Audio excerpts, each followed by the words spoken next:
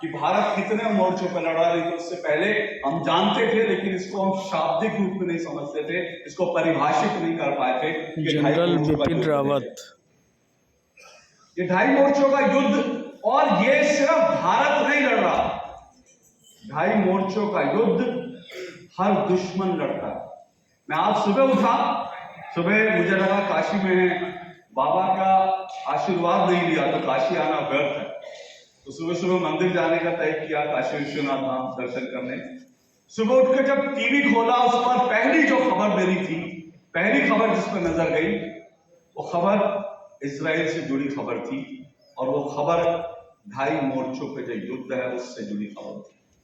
आप कहेंगे इजराइल 2.5 मोर्चों पर, इजराइल तो 2.5 मोर्चों पर युद्ध नहीं लड़ रहा। अगर इजराइल 2.5 मोर्चों पर युद्ध लड़ रहा होता तो भारत की तरह, मतलब भारत से इजराइल कहीं ज्यादा स्ट्रॉन्ग देश माना जाता है ना, छोटा सा देश है, लेकिन इनोवेशन में, ताकत में, हर चीज में भारत से कहीं ज्यादा उसने अपनी ताकत दिखाई है। भारत तो अब स्ट्रॉन्ग हो रहा है, और इसमें कोई दो राय नहीं, अगर भारत इजराइल की तरह स्ट्रॉन्ग हो तो उसमें मुझे खुशी होगी। लेकिन ये इजराइल 2.5 मोर्चों पर कैसे आया?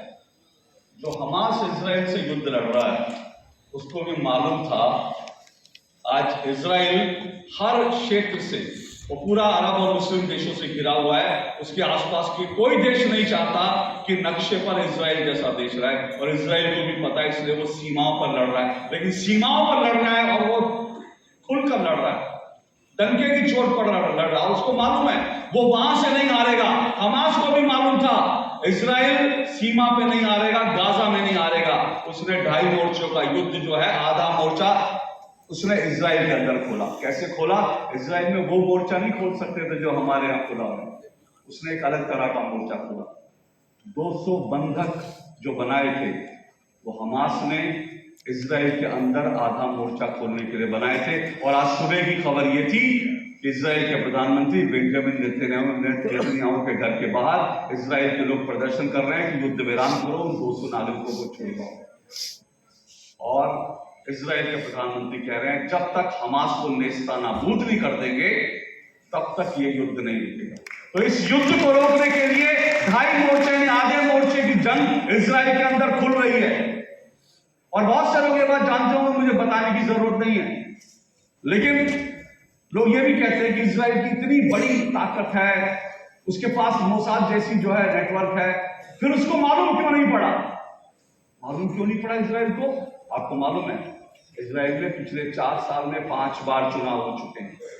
वहां की सरकार आती है जाती है, क्योंकि वहां पर जो स्थिर सरकार थी उसको कमजोर करने के लिए इजराइल के अंदर से बीते कई दिनों से, कई महीनों से एक जो है सुनियोजित तरीके से काम चल रहा था, जिसके कारण वहां के प्रधानमंत्री अपनी कुर्सी बचाने में लगे थे, और उसके कारण मोसाद वहां पर इतना बड़ा हमला करने में कारगर हो गया।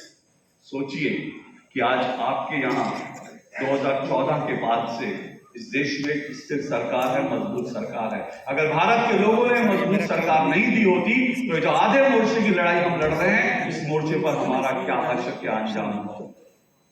आज इस आधे मोर्चे पर हम लड़ पा रहे हैं क्योंकि इस देश में एक मजबूत सरकार है, और इसके लिए भारत के नागरिक जो हैं, मैं मानता हूं उनको शत शत नमन है, उनको इस बात की समझ आई।